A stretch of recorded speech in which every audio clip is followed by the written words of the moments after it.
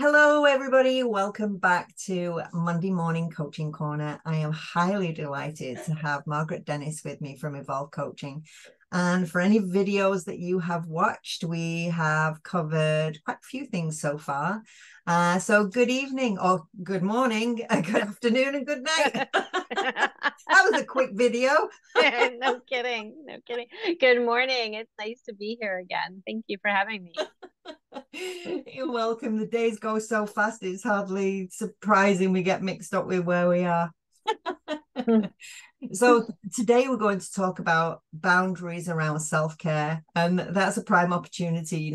Me getting mixed up with everything. If we don't create time for ourselves to actually unplug and know that we're worth the time to unplug, then we just keep go, go, go, go, go, go, go, and we become completely overwhelmed.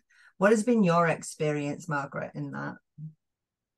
Personally, I do know that if I don't take time to slow down and focus on me and do the things that fill up my cup, I am not a good person. I am snippy. I am tired. I am not as patient. I'm not as much fun to be around. And I feel like I can go from zero to angry in like less than a split second just because I feel like I'm being poked and prodded in all different directions.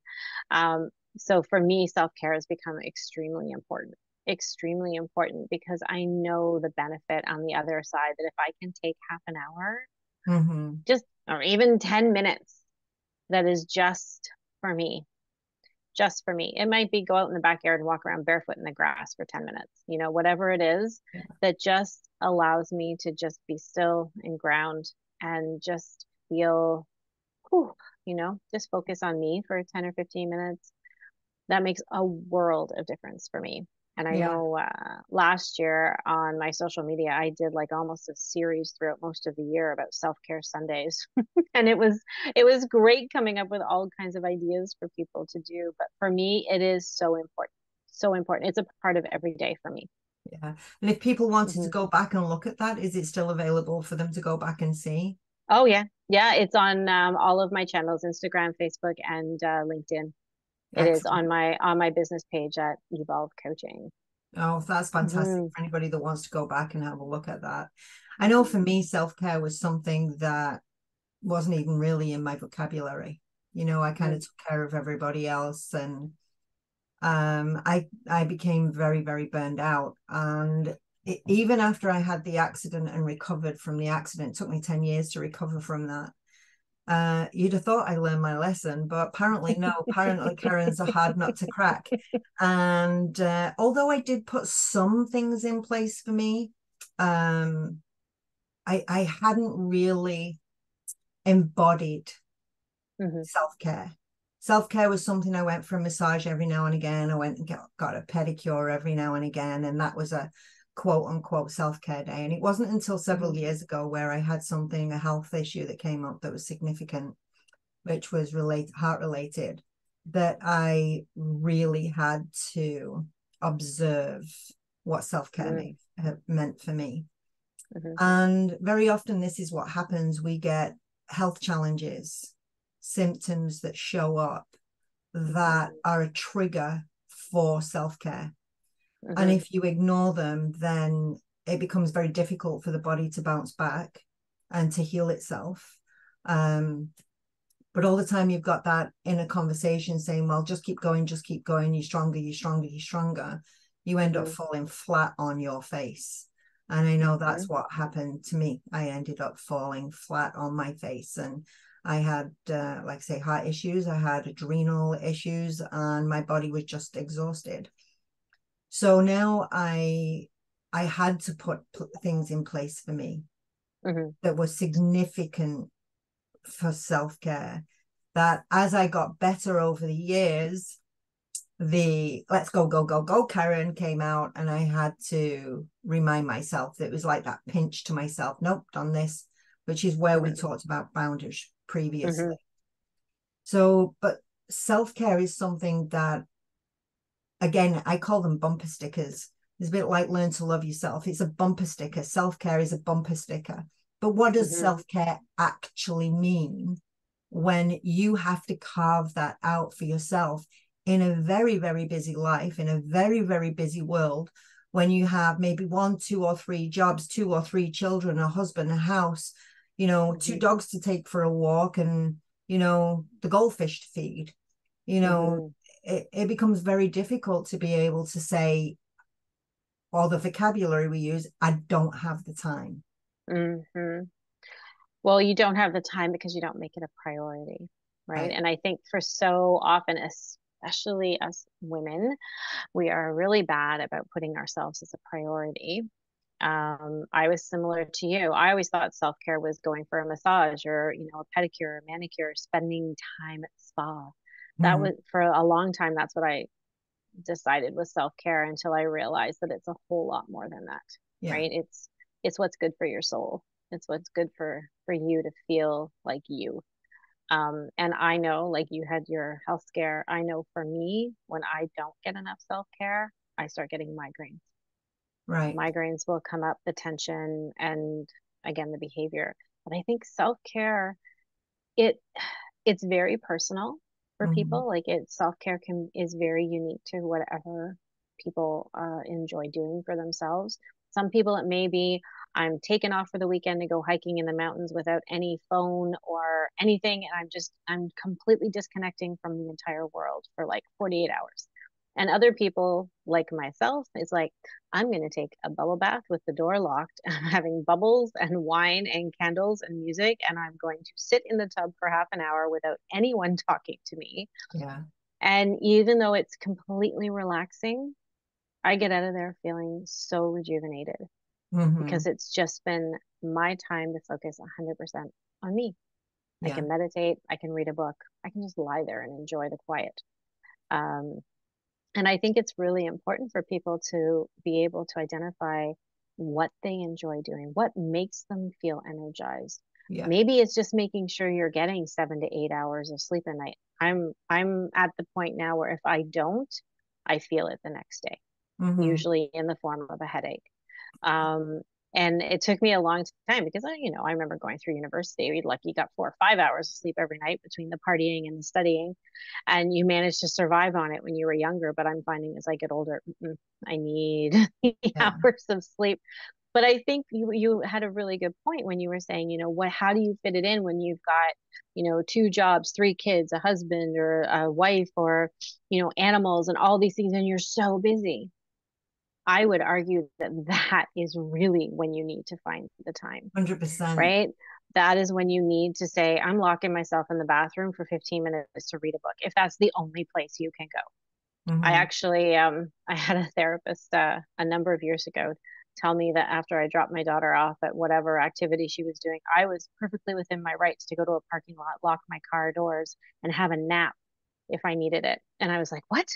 I would feel so guilty doing that. She's like, no, set your timer. That's half an hour. Nobody needs to know where you are. Nobody needs to know what you're doing. You can take a pillow and a blanket and curl up in your back seat and have a half-hour nap if you wanted to. And I was like, that is genius. Yeah. Absolutely genius. But it's true when our lives are so busy, a lot of us just fall into bed exhausted at night and we go to bed with an empty cup and then we wake up with an With empty an cup. empty cup, and everything suffers around us. I know there Mm-hmm. was a statement that my dad used to say to me towards the end of his life, and that was, you can always create more money, but you can't create more time. Mm-hmm. So if you don't take the time to choose you, why Mm-hmm. should anybody else? Mm-hmm. If you don't Mm-hmm. take the time to say, I am worth taking a half an hour in the parking lot to go and Mm-hmm. sleep because Mm-hmm. somebody gave me permission to do it, a Mm-hmm. therapist gave you permission to do it, so now it's okay because somebody gave you the permission to do it. Mm-hmm. But if you spend 3 hours a day scrolling through Instagram, TikTok, Facebook, then you can take an hour and a half of that for complete and utter self-care of whatever that Oh, might be. If you 100%. watch a soap opera at the end of the night, which is The Big Survivor or something like that, and maybe one day of the week you can miss that to do something completely amazing for you, then Mm-hmm. you are actually creating time within your own time schedule. Because if you Mm-hmm. don't, nobody is going to add another 24 hours at the end of the clock to say, you know what, now self-care time, go. You know, Yeah. you have to delete something Mm-hmm. that is removing from you so that you can add something that will give back to you. Mm-hmm. I find that works really well if you have an open communication with your partner, if you're in a relationship and you're living together, um, that you can both sit down and have an agreement on who gets what time for each other and value the self-care for each of you. So it's like, okay, I'm going to take my time in the morning. So you look after getting the kids ready.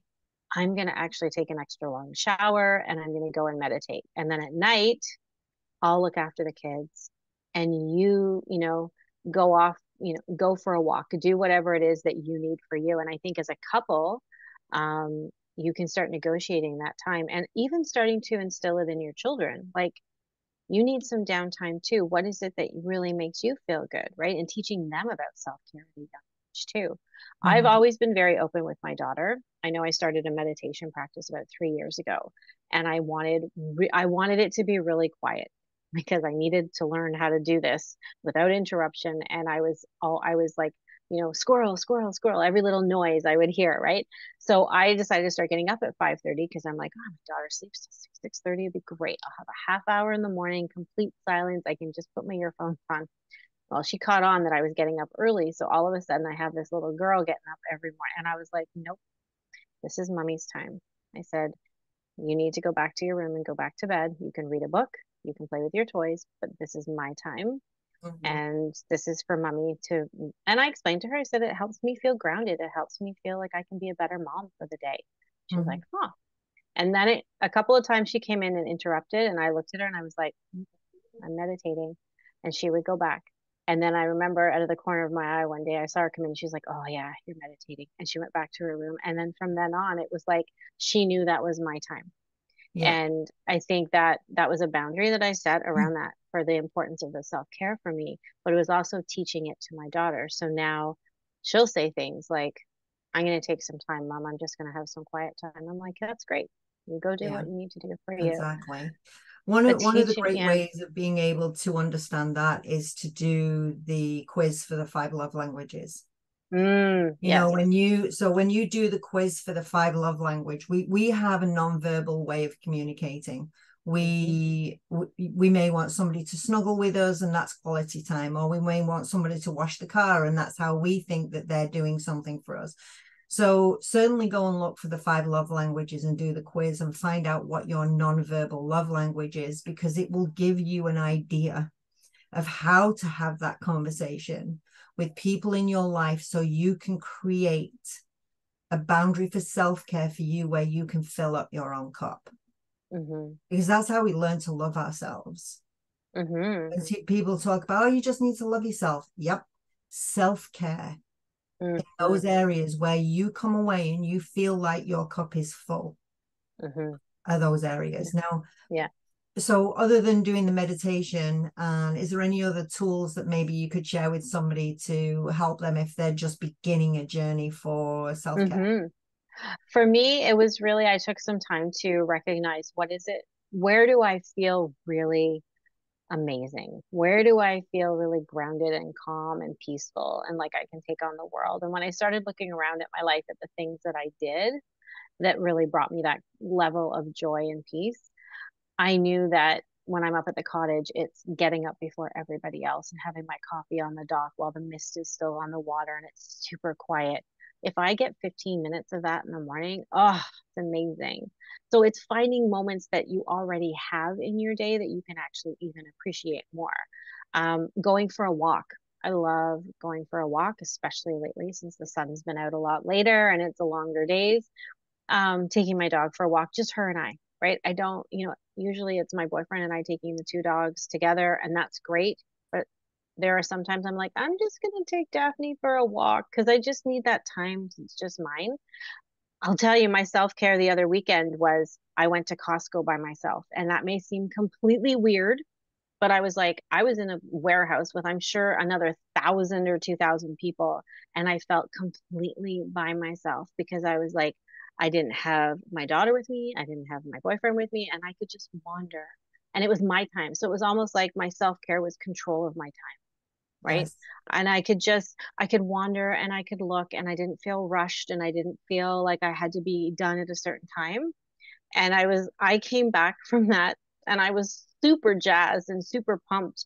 And I was like, don't take this the wrong way, but I had such a good time by myself over there. And he's like, what, you don't like me to come with you? I'm like, no, I love it when you come with me. But this being there on my own was just equally as, it allowed me that time to just be with myself. So if you can find anything, whether it's go read, if you have your Mm-hmm. favorite book, go curl up in a corner somewhere and read. And if there's no space in the main floor, go up to your bedroom and curl up and read. So really simple things. It doesn't have to cost a lot of money, right? Mm-hmm. It doesn't have to cost Right. anything. It It does doesn't. not have to cost anything. Yeah, we talk about going to the spa for a day. That's great. But you don't have to do that. You can go for a walk. You can sit outside and look at the sun and look at the moon, enjoy just being in nature. You can meditate, you can have a bath or spend an extra couple of minutes in the shower and just let the water rush over you. I find that to be it just feels like it's washing away all the tension, all the stress. Yeah. Um, I love to burn incense. That to me, while I'm working, I burn incense and I'm just like, oh, just the smell makes me happy. Right. So it could be really little things that you can incorporate into your day, but also give you the time to just be you. Yeah.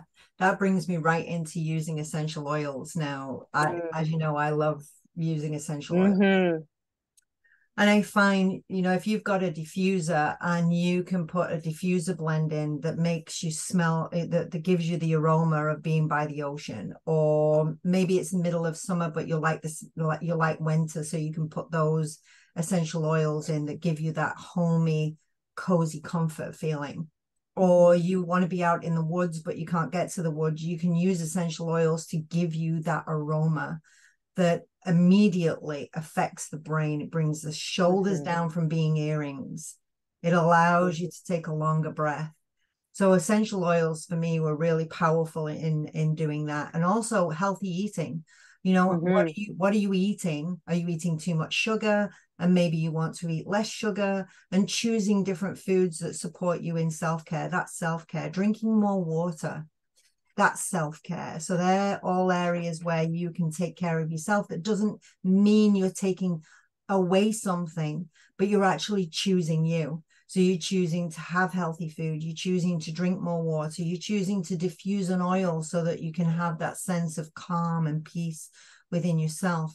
Be mindful.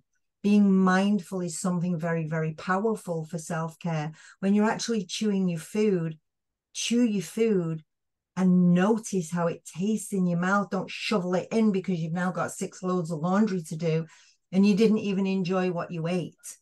Mm-hmm. Sitting and actually carving out time to enjoy your food is self-care. The other thing that I'd say is really powerful for self-care, and this doesn't matter where you live, whether you're in a 1-bedroom apartment or a 15-bedroom mansion, it does not matter. Creating a space that is simply for you. And that could be a yoga cushion with a white candle, Mm-hmm. a CD player or an MP3 player, or Spotify, or whatever contraption you have for music, and choose a space for you so Mm-hmm. that everybody in the home, if you live with other people, knows that is your sacred space. When you are sat there, when you are in that space, it's a do not disturb, because that is my sacred space. That is powerful for self-care also. Mm-hmm. Mm-hmm. Yeah, that was something that I had when I was living on my own with my daughter. We were in our own apartment, so she was with her dad 50% of the time. So a lot of the space was mine, but I had this beautiful chair. I just love the chair. It used to be my grandmother's, and it was like this rusty velour, deep seated. And I had a little table with a lamp beside it, and I would put my incense and my crystals there, and I would sit in the chair, and it would be like, it was kind of, you could feel the springs coming up from the bottom. It was that Yeah. old, but I was loved, and it had a footrest in front of it, and that's where I would sit and I would read or I would meditate, and it was like my space. Even in the apartment that we had, that was my one little corner. And then when I moved in with my boyfriend, it was really around, okay, where can I carve out that space? And I'm still, we've been there a year and a half. I have my office now up in the loft, which I now feel is my space, but it's my office, so it's not quite the self-care area, but it's my space. It's still trying to figure out where that sacred space will be. So for Yeah. me, I will sit in the backyard because I bought cushions and an umbrella and I made it our nice little seating spot outside. So it's almost like my space is outside and I love it out there because Yeah. even last night I was like, it's beautiful. I'm going to go sit outside, have a glass of wine, read my book. And he was like, okay. I'm like, I just want some quiet. I'm going to go sit and listen to the birds. I'm going to do that. And that for me was creating the space. My sacred space right now is the outdoors. Absolutely. And the So last yeah. couple of things that I would say that really support you in creating self-care for you is the power of forgiveness.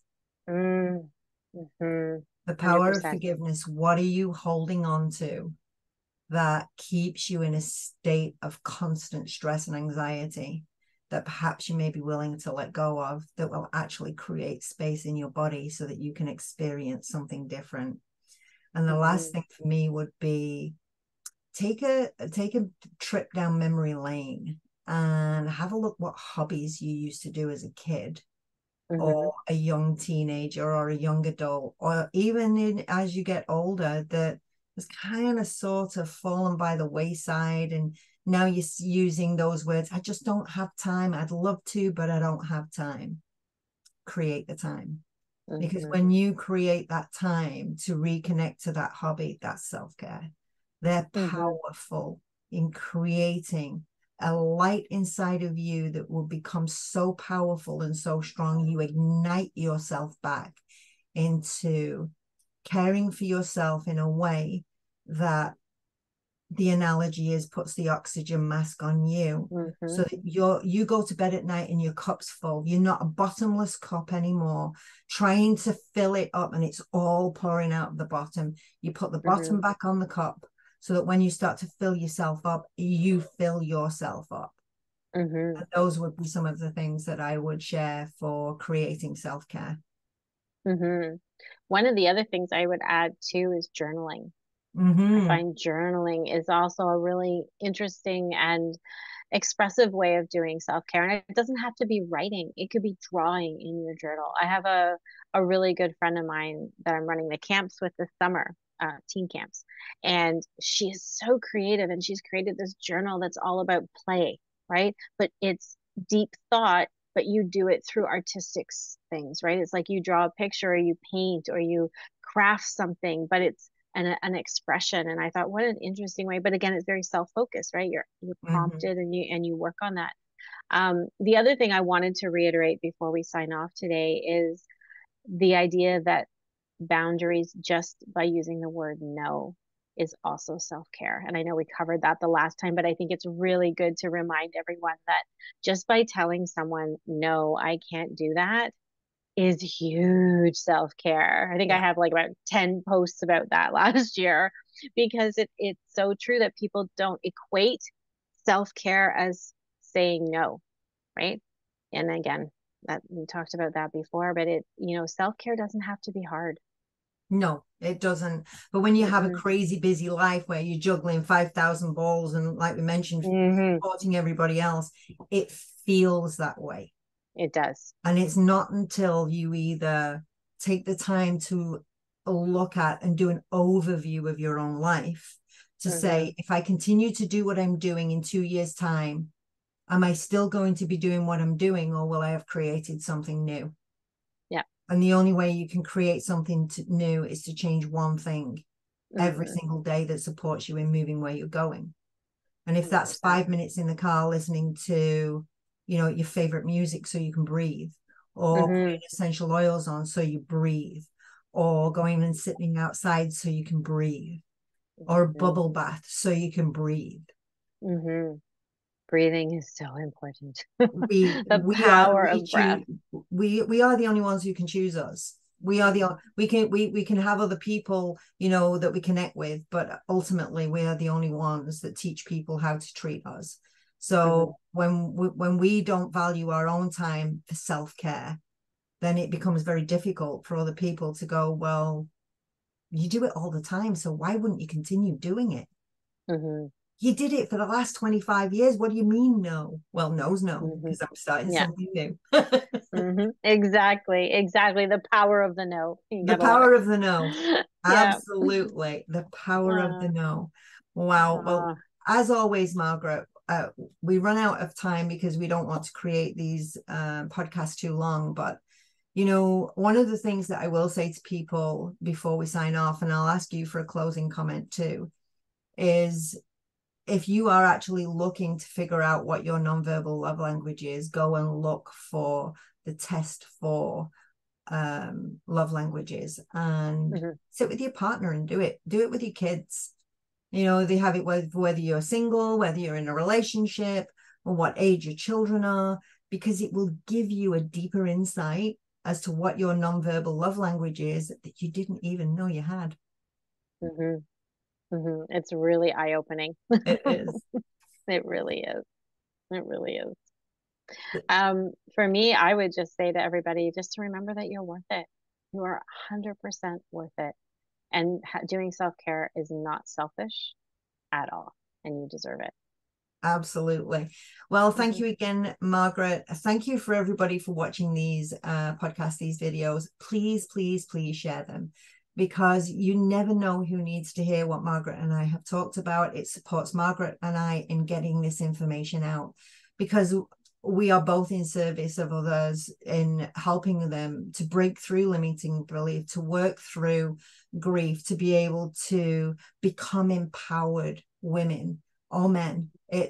When you learn to take care of you, that is exactly what you become. So by you sharing these videos supports another. And we never know how far these videos will get. But thank you in advance for being able to share them and to support us in what we do also. So have an amazing day and think about some of those questions that we put into this video. Bye for now, everybody. Bye.